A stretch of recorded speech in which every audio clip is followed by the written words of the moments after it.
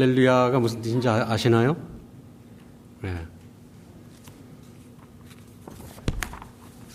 천국에 가면 유명한 짜장면집이 있는데 그 짜장면집 이름이 할렐루라고 합니다.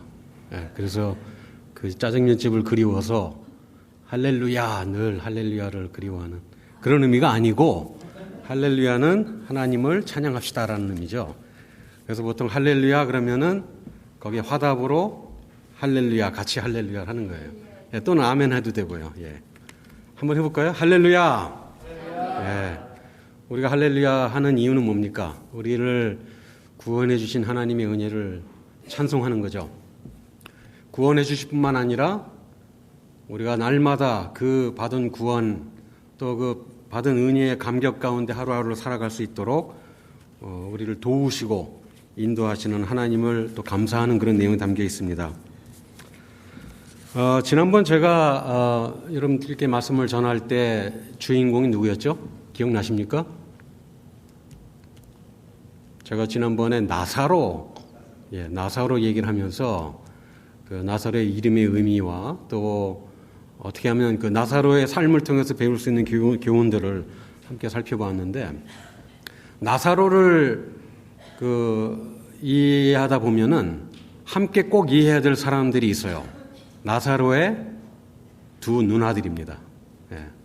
예. 정확하게 성경에서는 누가 큰 누나고 누가 작은 누나 이게 이제 구분이 안 가는데 성경에는 그냥 형제, 자매 이렇게 돼 있잖아요.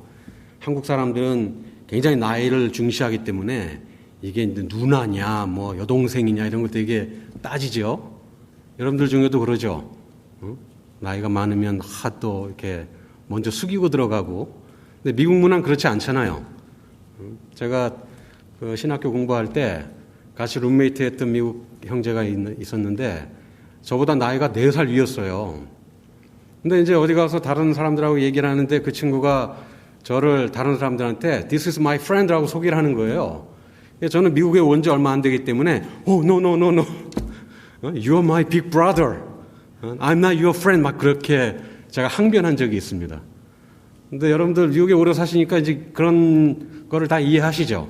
나이가 심지어 같은 띠 아내끼리는 서로 그냥 친구처럼 지내는 게 여기 문화더라고요, 보니까. 네.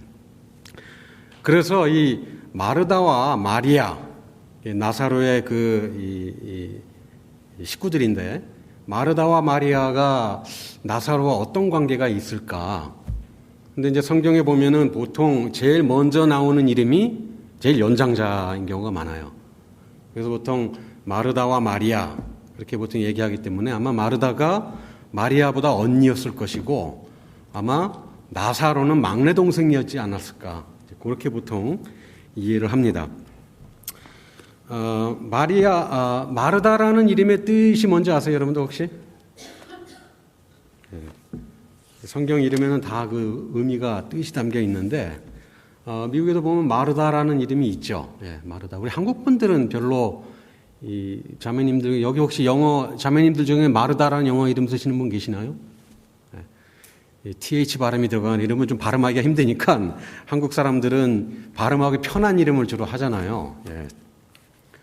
저희도 딸아이가 둘이 있지만은 딸 이름을 정할 때 여기 미국에는 그 faith라는 우리 믿음을 영어로 faith라고 그러잖아요. 그래서 그 이름을 많이 여자분들 쓰는데 그 이름을 쓰고 싶었는데 우리 어머니 아버지 생각하니까 어렵더라고요. 이 faith 발음이 잘 안 될까봐. 예.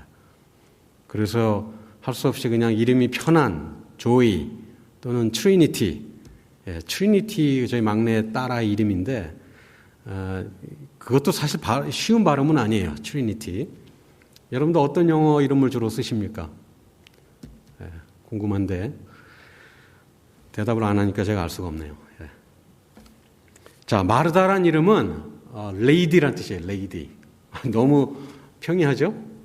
근데 그냥 레이디가 아니라 미스트레스, 여주인. 그러니까 집안의 그 가장이 남자라면은 여가장이란 뜻이죠. 그래서 한국말로는 숙녀라고 번역도 하는데 레이디. 아주 멋진 이름 같아요. 근데 우리가 본문에서 이렇게 보면은 대략 마르다가 어떤 성품의 사람인가를 좀 알 수 있는 장면들이 나와요. 그러니까 이제 여주인인 여주인인데 굉장히 이 기가 센 여주인. 예? 그래서 심지어 막 예수님한테도 막 그냥 가서 막 따져드는 그런 정도의 그런 아주 여장부 같은 그런 사람이었던 것 같습니다. 마르다는 여주인이라는 이름이 있고, 지난번에 우리가 함께 살펴봤던 나사로는 어떤 이름이었죠? 나사로? 기억나세요? 예, 나사로는 그 구약의 엘리에셀이라는 말하고 같은 단어예요. 엘리에셀.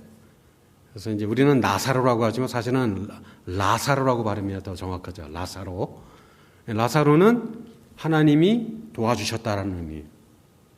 그래서 왜 엘리에셀, 에셀 그러면은 도움이란 뜻이에요. 그래서 에셀바위라고 성경에 나오죠. 도움의 반석, 도움의 돌 이런 뜻이어서 나사로는 하나님이 도우셨다.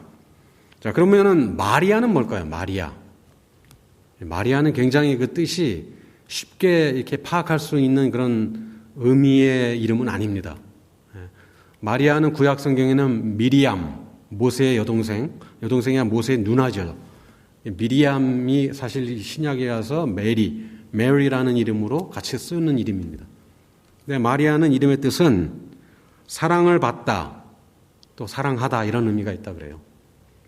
그래서 이 메리라는 이 여성 이름들 여러분 많이 보시죠? 예수님의 어머니도 메리였고 사랑을 받는, 사랑하는. 오늘 본문에 나오는 이 마르다와 마리아 이야기, 오늘은 나사로는 나오지 않습니다. 같은 자매인데도 불구하고 굉장히 대조적인 그런 면모를 우리가 본문에서 볼 수 있습니다. 제가 이렇게 안경을 썼지만은 안경도 한 지가 오래돼가지고 잘 안 보입니다. 그래서 제가 비장의 무기를 가져왔는데 제가 이걸 쓰더라도 좀 양해를 해주시기 바랍니다. 바로 이 돋보기입니다. 그래서 혹시 안 보이는 단어가 있으면 제가 이걸로 좀 봐야 하기 때문에. 자, 예수님이 제자들과 함께 이 본문의 배경을 먼저 좀 이해를 하려면은, 자, 38절부터 시작되죠. 자, 그들이 길을 가다가, 그들이 누굴까요? 그들이 예수님과 그 제자들을 말합니다. 아마도 12제자들이었겠죠. 뭐 어떤 주석가들은 12명뿐만 아니라 더 많은 제자가 있을 수도 있다, 그렇게 보기도 해요. 그래서 최소한 예수님까지 포함하면 13명의 아주 큰 집단을 지금 거느리고 이제 길을 가시다가 어떤 마을에 들어가는데, 이 어떤 마을이라는 것은 사실 다른 복음서들을 보면 아마도 베다니였을 거다. 왜냐하면 베다니가 바로 마르다, 마리아, 나사로가 사는 동네였기 때문에 그래요. 성경에 보시면은 예수님이 예루살렘에 가실 때마다 항상 찾아가는 곳이 바로 베다니였어요. 예수님이 굉장히 즐겨 찾던 그런 마을인데, 거기에 마르다라고 하는 여자가 예수님을 자기 집으로 모셔들었다. 지금 예수님이 오신다는 얘기를 듣고 아마 미리 얘기를 해서 예수님을 초대한 것 같아요. 그러니까 13명이나 되는 큰 무리들이, 집단이 왔기 때문에 얼마나 이 마르다가 마음이 참 벅찼겠습니까? 그죠? 늘 사랑하는 그 예수님을 이렇게 섬길 수 있는 기회를 맞게 된 거죠. 아마도 이때는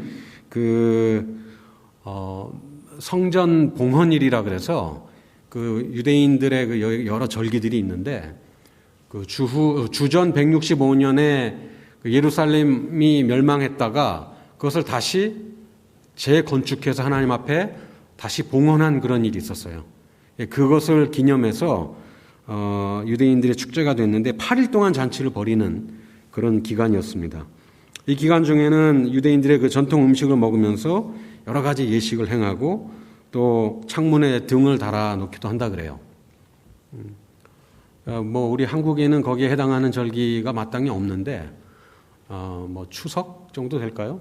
아무튼 그래서 이런 절기에 예수님이 마르다, 마리아, 나사로의 집을 방문하게 된 거죠. 마르다가 이 손님을 접대하는 모습을 한번 보세요. 굉장히 아주 정성을 다해서 접대하는 모습이 나오죠. 구약 성경에 보면 이렇게 접대를 잘한 사람이 나오죠. 누구죠?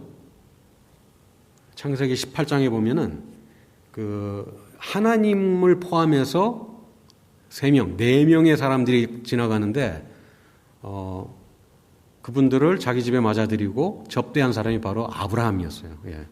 그래서 아브라함이 그 사람들에게 내가 음식을 조금 가져올 테니 드시고 기운을 차리신 다음에 다시 길을 떠나도록 하십시오. 전혀 모르는 사람들인데도 그렇게 그 접대하는 문화가 바로 이 유대인들뿐만 아니라 그때 고대 근동의 팔레스틴 지역의 그 문화였다 그래요.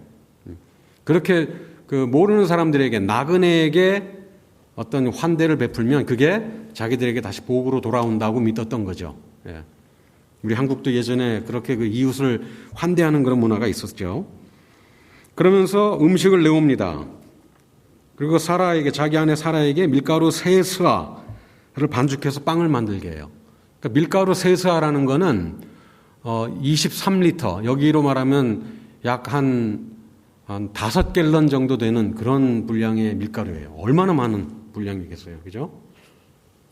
거기다가 또 종한테 시켜갖고 송아지를 잡게 합니다. 이게 정말 오래된 친구도 아니고 전혀 모르는 사람들에게 이렇게 자기의 그 재산, 송아지와 그렇게 많은 밀가루를 희생하면서 거기다 버터와 우유까지 제공하는 이런 환대하는 문화가 있었다는 거죠. 마르다도 그런 그 유대인들의 풍속대로 지금 행동하는 거예요. 예수님을 포함한 13명의 그 손님들에게 얼마나 그 갖가지 또 여자분이니까 얼마나 또 자기 음식 솜씨를 또 자랑하고 싶겠어요. 네? 그렇게 해서 손님을 접대합니다. 굉장히 어떻게 보면은 책임감이 있는 사람이죠. 이름 그대로 그 집안의 그 미스트리어스로서, 레이디로서 그렇게 자신의 최선을 다하고 있는. 그런데 문제가 뭡니까? 성경에 뭐라고 되어 있죠?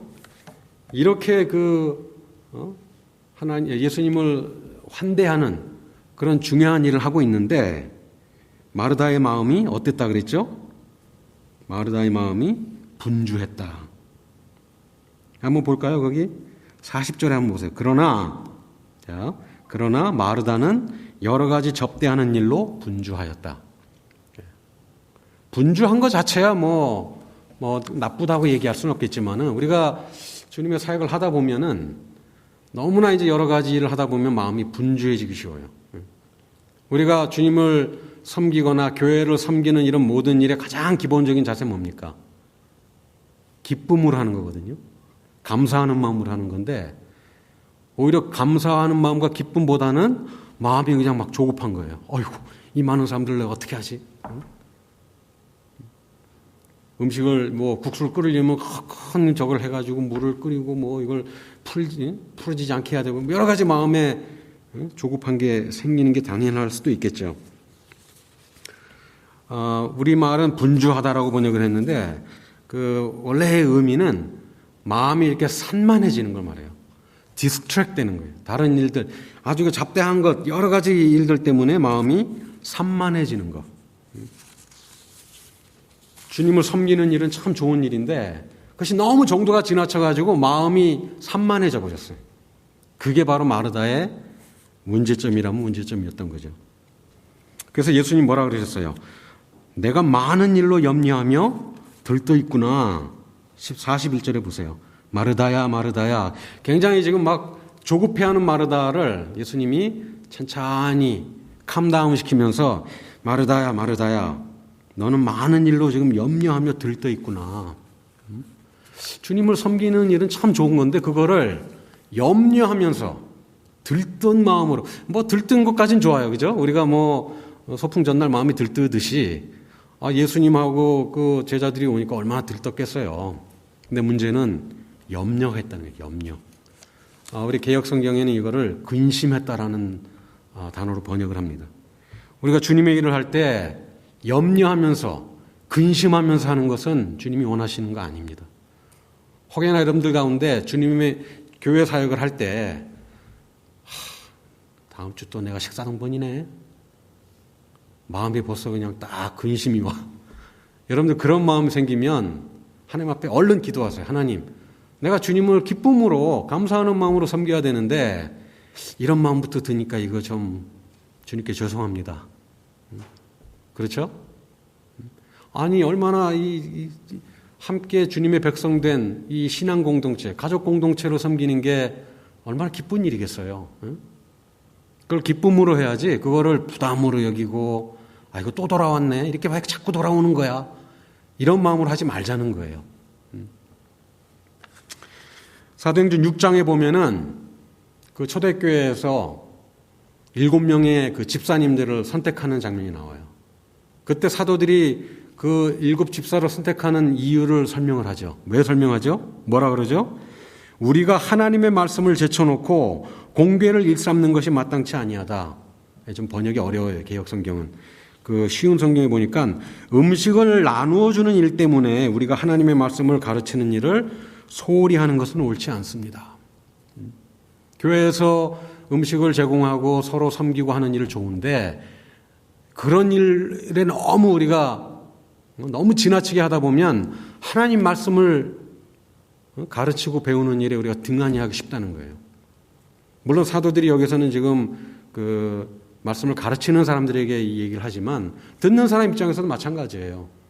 교회에 왔을 때, 주일날 교회 왔을 때 예배 후에 이렇게 식사 같이 하고 교제하고 섬기는 거 좋지만 그보다 더 중요한 게 있다는 거예요. 그게 뭐죠?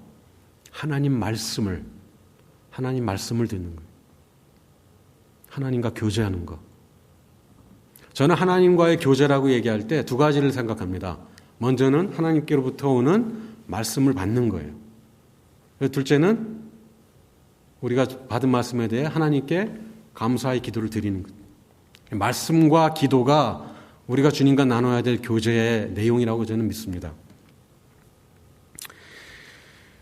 얼마나 우리가 그런 잘못을 자주 범합니까? 교회에 올 때 정말 말씀을 먹는다는 그 기대, 말씀을 주님께 받는다는 그 주님과 교제하는 그 기쁨을 가지고 와야 되는데 그 외의 것들이 우리가 교회에 오는 이유가 되는 경우가 많죠. 이번에 우리 교회는 뭐 성가대가 매주 안 쓰지만은 성가대에 있는 경우는 이번 주에 우리가 성가를 멋지게 해서 성도들에게 은혜를 끼쳐야 되는데 또 식사당 보는 경우는 이번 주에 식사 준비를 맛있게 해가지고 정말 성도들이 다 그냥 까무러칠 정도로 맛있는 음식을 제공해야 돼. 이런 게 목적이 돼서는 안 된다는 거예요.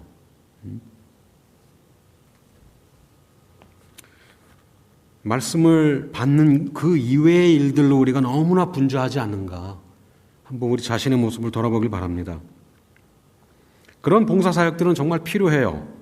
하지만 그 일들을 우리가 지나치게 거기에 우리의 온갖 관심을 쏟는다면은 정말 우리가 관심을 가져야 될 주님 말씀 배우는 일, 주님 말씀 듣는 일, 주님과 기도하면서 교제하는 일은 우리가 등한히 하기 쉽다는 거예요.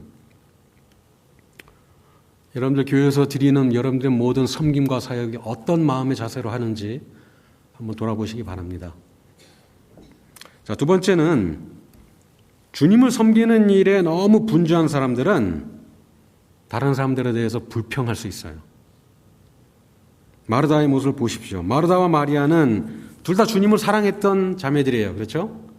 근데 그 주님을 향한 그 사랑의 표현이 달랐어요. 마르다는 주님을 섬기는 맛있는 음식을 제공해서 주님을 섬기는 모습으로 주님을 사랑해 표현했고 마리아는 어떻게 했어요? 비록 음식 준비는 뭐 성경에 전혀 안 한 것처럼 보이지만 전혀 안 했을 거라고 보진 않아요. 아마 그냥 기본적인 거는 언니랑 같이 이렇게 하고 얼른 쪼르르 예수님의 발 앞에 가서 그 말씀을 경청하지 않았을까. 마르다는 주님을 위해서 봉사하는 것을 통해서 주님께 대한 사랑을 표현했고 마리아는 예수님 발 앞에 앉아서 그분의 말씀을 받아 먹는 주님과 교제함으로써 그분에 대한 사랑을 표현했다는 거죠. 여러분 동의하세요? 두 자매의 예수님에 대한 사랑의 표현 방식이 다른 거예요. 주님을 위한 섬김, doing for Jesus, 그죠? doing for Jesus예요. 근데 마리아는 doing for Jesus가 아니라 being with Jesus, 예수님과 함께 있는. 2가지를 한번 생각해 보세요.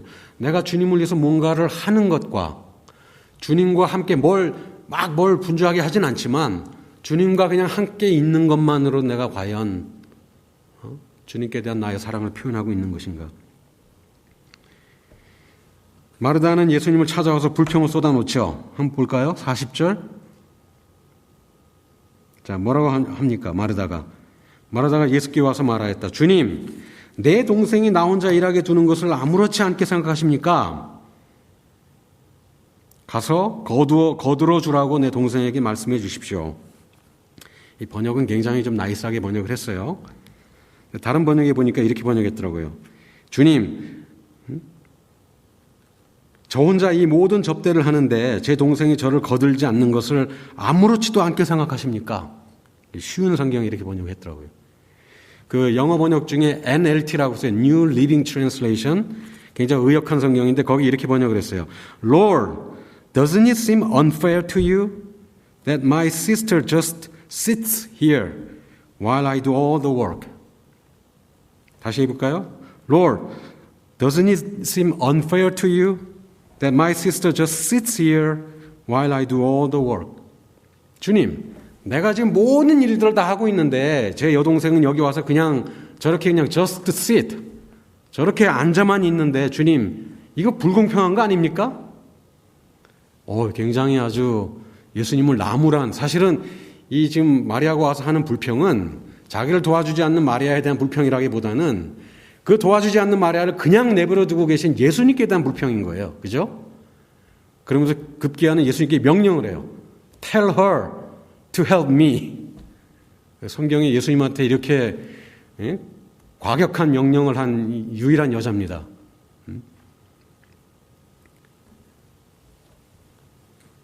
주님을 섬기는 일에 너무 분주하다 보면 그 섬기는 일에 같이 하지 않는 사람들이 눈에 보이는 거예요.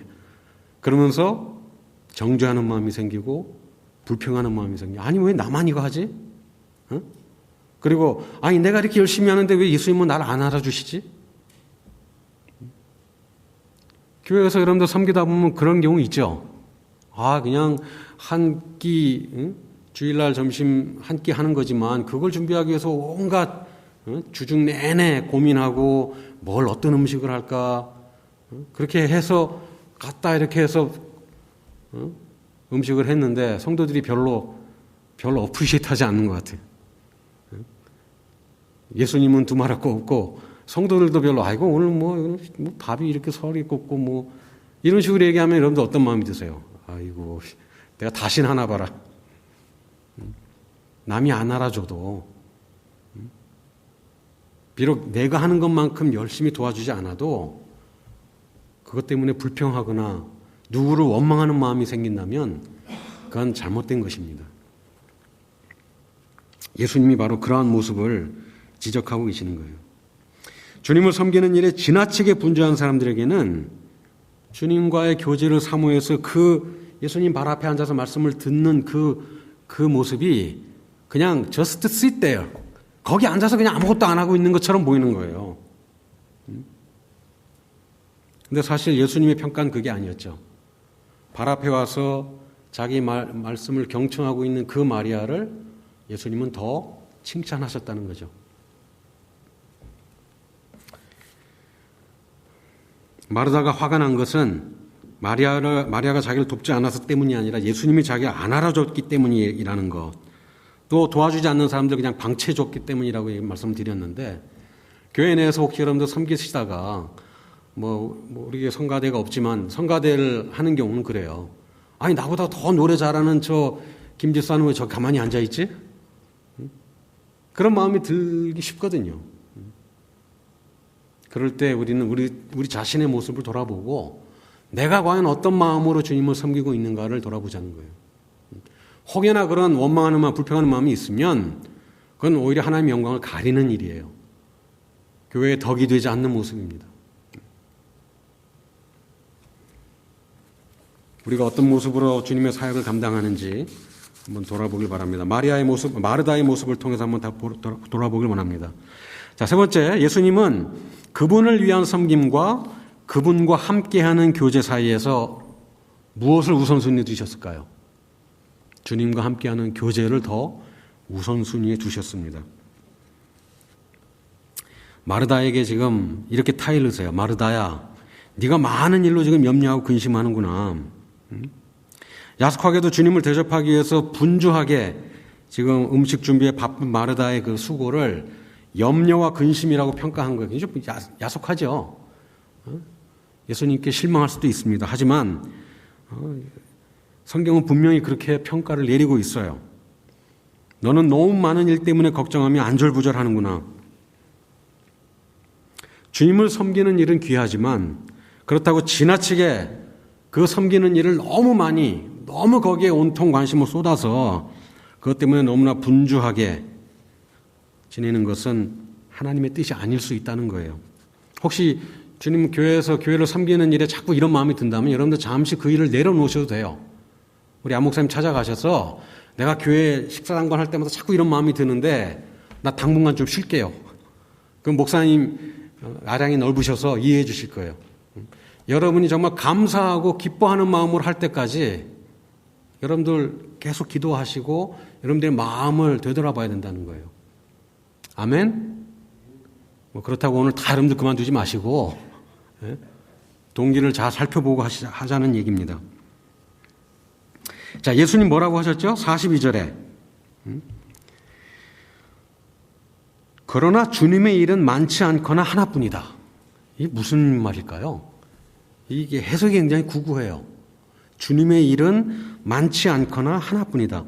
영어 성경 혹시 가지고 계신 분들 보면은 이 주님의 일은 많지 않다는 말이 없어요. 이게 아마 이제 어떤 사본을 번역하느냐에 따라 좀 다른 것 같은데 그냥 예수님이 필요한 일은 하나뿐이다라고만 말씀하세요. 그러니까 어떤 사람은 이거를 아마 마르다가 음식을 여러 개를 준비하느라고 바쁜데 그렇게 하지 말고 그냥 음식 하나만 준비해서 하면 되는 거를 그렇게 해석하는 분들도 있는데 여러분 어떻게 생각하세요? 여러 밥과 국과 반찬 여러 개 하는 것보다 그냥 라면 하나로 통일. 아마 그런 것도 하나의 지혜로운 방법일 수도 있어요. 예수님과의 교제를 더 중시한다면 음식은 그냥 간편하게, 그죠? 그냥 라면 하나로 그냥 먹어도 얼마나 풍성한 교제를 나눌 수 있습니까? 그런데 그런 번역보다는 왜냐하면 마리아가 그걸 택했다고 했거든요. 그럼 마리아가 뭐 라면 가서 끓였나요? 그건 아니죠. 여기서 한 가지가 필요하다는 것은 오직 우선순위 하나라는 거예요. 그러니까 교회에서 여러 가지 일들을 우리가 해야 하는데 여러 가지 일들이 다 필요한데 그중에 정말 필요한 것은 오직 하나다. 예수님이 그걸 강조하기 위해서 오히려 더 그거를 좀 과장하신 거죠. 필요한 것은 하나뿐이다. 마리아는 그 좋은 몫을 택하였다. 그러니 아무도 그것을 그에게서 빼앗지 못할 것이다. 이렇게 얘기를 하십니다. 그 NIV 성경에는 Maria chose a better 뭐라고 돼 있죠? What is better? 더 나은 것을 선택했다고 했어요. 그러니까 거기에는 좋은 것과 있고 좋은 것들이 여러 가지가 있는데 그 중에서 더 좋은 것을 택했다는 거죠. 그러니까 주님을 섬기는 일도 좋은 일이에요. 그런데 그보다 더 좋은 일이 바로 주님과 교제하는 일이라는 거죠. 제가 좋아하는 이 영어 번역은 CSV인데 이 CSV는 Christian Standard Bible이라는 건데 여러분들 이거 잘 모르실 거예요. 여러분 NIV를 많이 보시는데 NIV보다 더 쉬워요, 영어가. 그리고 더 헬라어 히브리어 원문에 가깝습니다. 그래서 여러분들에게 제가 적극적으로 추천해 드리는데 이 CSV에는 뭐라고 번역했냐면 Mary, she has made right choice. 올바른 선택을 했다라고 번역을 했어요. 그러니까 좋은 선택 또는 올바른 선택. 그 좋은 것들이 여러 가지가 있는데 그 중에서 제일 좋은 걸 선택하는 것이 가장 옳은 선택이라는 거죠. 그렇죠? 섬기는 일도 좋고 교회 와서 하는 모든 사역이 다 좋고 중요한데 그 중에 제일 중요한 거 그것을 선택하는 것이 옳은 선택이라는 것이죠. 우리가 주님께 드리는 모든 어떤 행위, 모든 섬김의 행위들은 주님과 함께 있는 교제 위에 기초를 두어야 합니다. 다시 말씀드려서 우리가 주님께 드리는 모든 행동은 주님과의 그 깊은 교제에서부터 나와야 한다는 거예요. 그 기초, 그 주님과의 교제에 뿌리를 받고 거기에 열매로서 우리가 주님을 섬기는 거지. 그게 아닌 경우 그냥 단순한 의무감 때문에 남들이 하니까 나도 안 할 수는 없으니까 그런 것은 좋은 동기가 아니라는 거예요. 주님을 위해서 무언가를 행하기 이전에 먼저 우리가 주님 발밑에 앉아 주님과 함께 교제하는 시간이 우선되어야 한다는 것입니다. 예수님과의 친밀한 교제를 사모하고 그분의 말씀을 경청했던 마리아, 나중에 요한복음 12장에 보면 그 마리아가 예수님께 와서 그 발밑에, 역시 여기도 발이에요. 마리아는 항상 성경에 보면 예수님의 발하고 가까워. 발밑에 와서 뭘 붓죠, 거기? 자기가 평생 돈 모아서 샀던 그 향유를 깨뜨려서 그 발 앞에 붓고 예수님을 섬깁니다. 진정한 예배의 모습을 보여주는 거예요. 하나님과 그렇게 깊이 있게 교제하는 사람만이 할 수 있는 주님께 드려지는 온전한 헌신의 모습. 주님과 교제하는 것이 바로 우리가 주님께 드리는 예배의 가장 핵심적인 요소라는 거예요. 우리가 왜 주님께 예배하죠? 주님을 사랑하기 때문에. 주님이 나의 구세주이시고 또 내 생명의 은인이시고 나와 함께 오늘도 하루하루 동행하시는 내 인생의 주인이시기 때문에 그것을 주님께 그 사랑을 표현하는 것이 바로 우리 예배라는 것이죠. 여러분도 어떻습니까? 주님을 위해 봉사하는 것 때문에 분주하다가 혹시나 예수님과의 교제를 등한시하거나 예수님께 드려지는 예배를 놓치고 있지는 않습니까? 제가 아는 그 친구 목사는 한국에 목회를 하는데 이것 때문에 굉장히 그 성도들에게 교육을 해도 그렇게 식사 준비한다고 예배 시간에 확 빠져버린다는 거예요.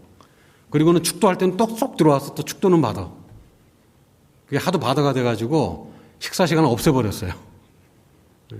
그리고 식사 시간을 해도 예배 다 끝나고 나서 식사 준비를 그때부터 해요.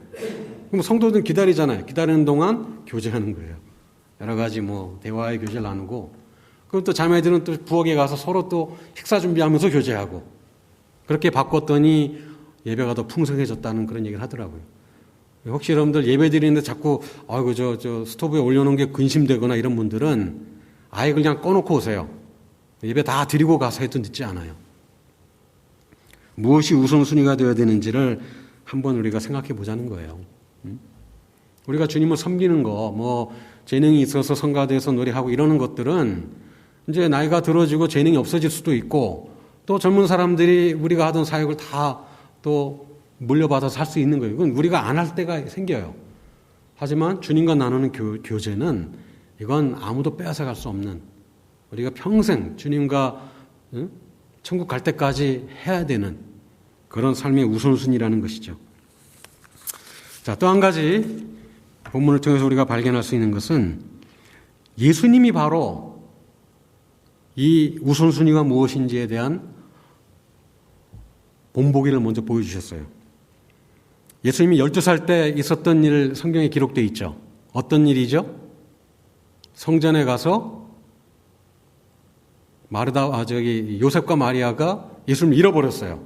한참 돌아가는데 보니까 12살 된 예수가 없는 거예요. 참 그런 부모도 있네요. 아마 여러 사람들하고 같이 이렇게 동행했기 때문에 어디 친구들하고 있겠지 생각을 했는데 보니까 예수가 없는 거예요. 3일 동안이나. 나중에 봤더니 성전에서 거기 그 율법사들하고 앉아가지고 토론하고 있어. 12살 된 예수님이. 그때 예수님의 부모가 찾아와서 얘야, 너가 왜 우리한테 이렇게 했냐? 막 꾸지라니까 예수님 뭐라고 그러셨죠?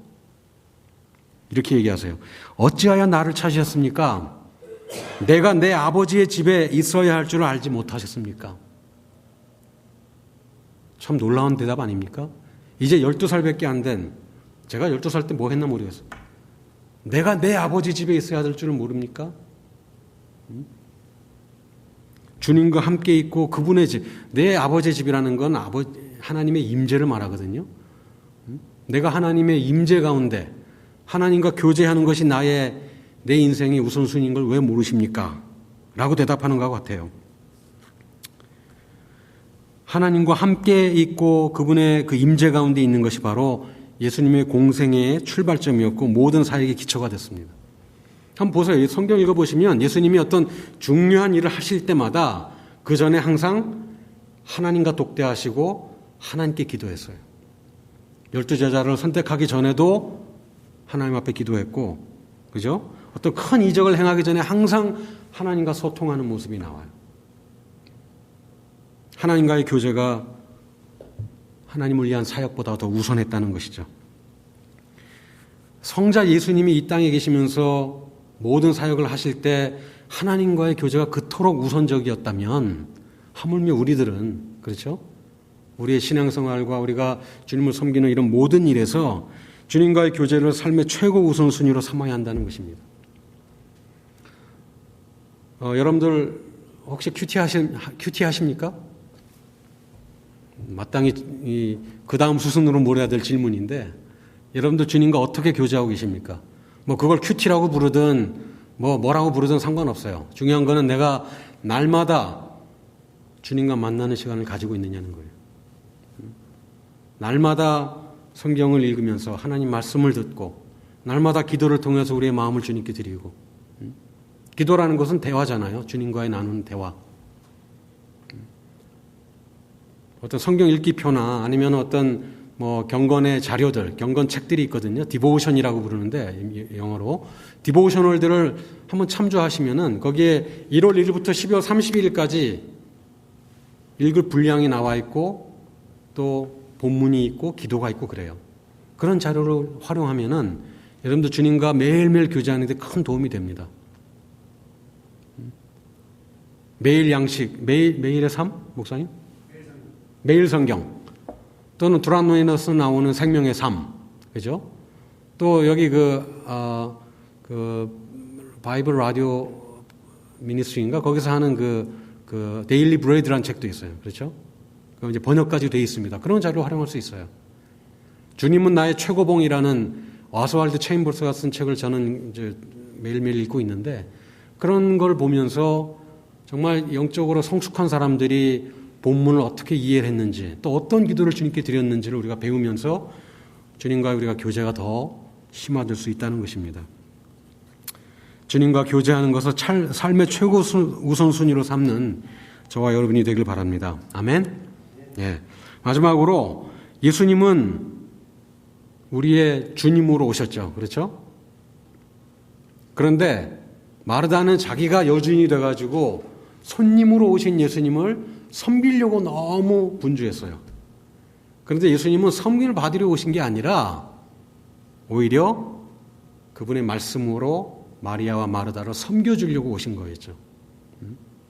우리가 착각할 때가 많아요. 교회 올 때, 내가 이제 교회에 가서 내가 섬김, 온갖 봉사와 사역을 통해서 주님을 섬겨드려야지. 그 좋은 마음이지만 그것만 있는 게 아니에요. 우리가 주님을 섬기는 것만큼 또 주님이 우리를 섬기고자 하는 마음이 있다는 거죠. 예수님 마가복음 10장 45절에서 내가 섬김을 받으려 온 게 아니라 내 목숨을 대속물로 주고 오히려 우리를 섬기시려고 오셨다는 거예요. 예수님 누가복음 22장에서 나는 섬기는 자로 너희 중에 있노라, 그렇게 말씀하십니다.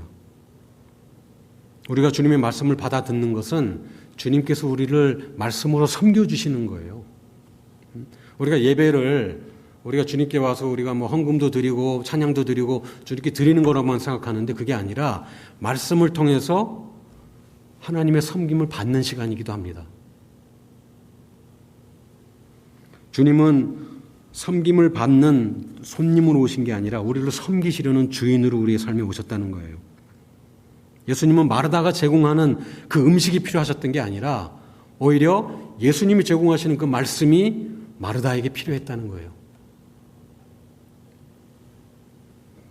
우리가 드리는 예배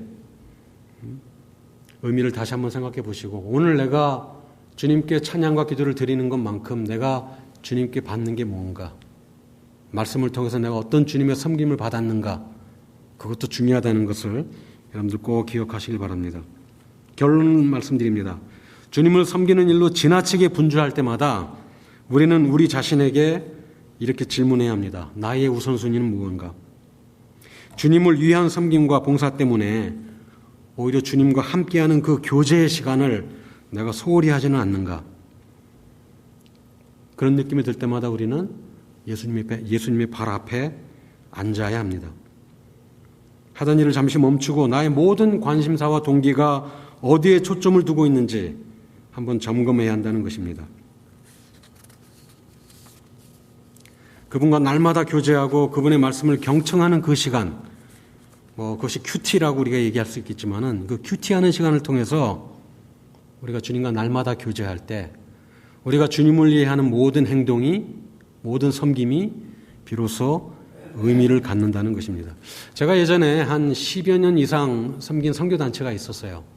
가스펠 포 아시아라는 단체인데, 저희는 현지에다가 성경 훈련센터를 지어놓고 수많은 몇만 명 이상의 그 현지인들을 훈련하는 선교사 훈련 양성소를 해놓고 이렇게 사역을 했는데, 그때 이제 그 선교사님 지망생들 훈련하는 훈련 교수님들, 티처들을 저희가 이렇게 뽑잖아요. 그때 우리 그 선교회 총재 요한한 목사님이 인터뷰를 해요. 물론 서양에서 학위를 받아서 PhD를 받아서 온 그런 분들이 주로 와요. 왜냐면 이제 가르쳐야 되기 때문에.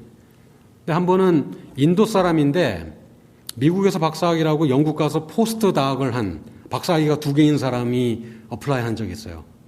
근데 그 사람이 놀랍게도 저희 훈련소에 그 교사로 지망했다 떨어졌습니다. 그래서 제가 물어봤어요. 아니, 어떻게 떨어졌냐고 했더니 이분이 신학 박사 2개나 있고 정말 지식은 뛰어난데 우리 요한한 목사님이 가장 강조하는 게 이거거든요. 하나님과 날마다 교제하는 시간. 그걸 우리 선교사들에게도 가르치고 가르치려는 사람이 그걸 안 하면 안 되잖아요. 그래서 물어봤대요. 오늘 아침 당신의 그 큐티의 성경 구절이 뭡니까? 물었어요. 그랬더니 이분이 한 얘기가 What is 큐티? 그러더래요. 그래서 빠빠이 했대요. 주님과 날마다 교제하는, 아무리 우리가 신학 지식이 풍성해도 주님과 교제하는 그런 삶을 살지 않는다면 그 신학 지식은 아무런 도움이 되지 않는다는 거죠.